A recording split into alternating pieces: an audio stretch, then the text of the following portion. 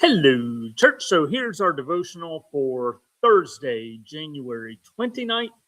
We continue in Proverbs and come into the second chapter. This is the whole chapter is actually one proverb, so I think it's 22 verses. We are going to deal with it as the whole thing because I don't have commentary to go along with it yet. So I think we can do it in a reasonable time frame and back and forth with the Message and New Revised Standard Version. So here we go.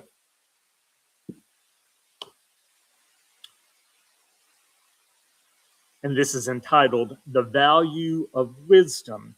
And a reminder, we talked about wisdom being a feminine word in Hebrew. And so it's depicted as a character.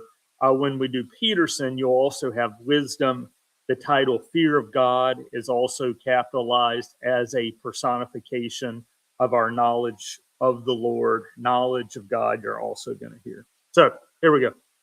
My child, if you accept my words and treasure up my commandments within you, making your ear attentive to wisdom and inclining your heart to understanding, if you indeed cry out for insight and raise your voice for understanding, if you seek it like silver and search for it as for hidden treasures, then you will understand the fear of the Lord and find the knowledge of God.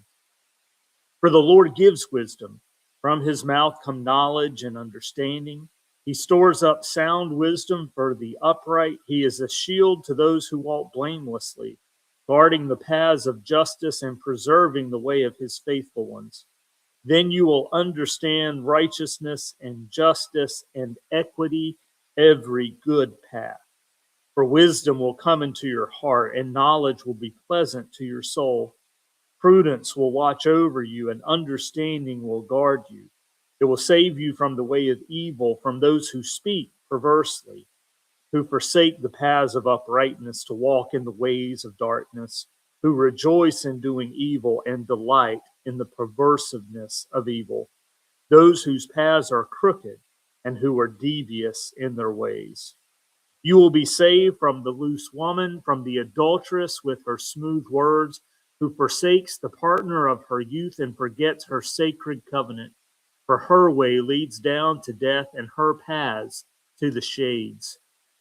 Those who go to her never come back, nor do they regain the paths of life. Therefore walk in the way of the good, and keep to the paths of the just. For the upright will abide in the land, and the innocent will remain in it. But the wicked will be cut off from the land, and the treacherous will be rooted out of it. And from the Message. And Peterson's title for this is Make Insight Your Priority. Good friend, take to heart what I'm telling you. Collect my counsels and guard them with your life. Tune your ears to the world of wisdom. Set your heart on a life of understanding. That's right. If you make insight your priority and won't take no for an answer, searching for it like a prospector panning for gold, like an adventurer on a treasure hunt, believe me, before you know it, fear of God will be yours. You'll have come upon the knowledge of God. And here's why. God gives out wisdom free. And plain spoken in knowledge and understanding. He's a rich mine of common sense for those who live well. A personal bodyguard to the candid and sincere. He keeps his eye on all who live honestly and pays special attention to his loyally committed ones. So now you can pick out what's true and fair. Find all the good trails.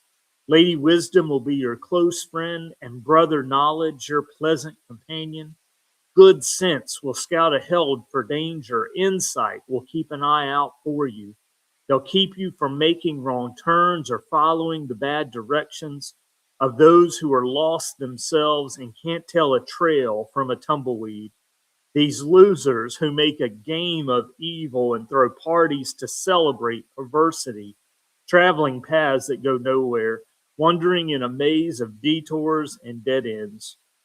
Wise friends will rescue you from the temptress, that smooth talking seductress who's faithless to the husband she married years ago, never gave a second thought to her promises before God. Her whole way of life is doomed. Every step she takes brings her closer to hell.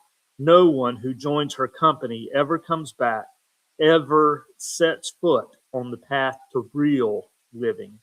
So, join the company of good men and women. Keep your feet on the tried and true paths. It's the men who walk straight who will settle this land, the women with integrity who will last here. The corrupt will lose their lives, the dishonest will be gone for good. Reminder for context that the Peterson's thing is uplifting Proverbs as a manual for living and looking for these common instructions on our behavior and how we are called to address one another and be together and ultimately set our priority on God. All right, that's it for today. We'll be back with you on Friday and see you then. Bye.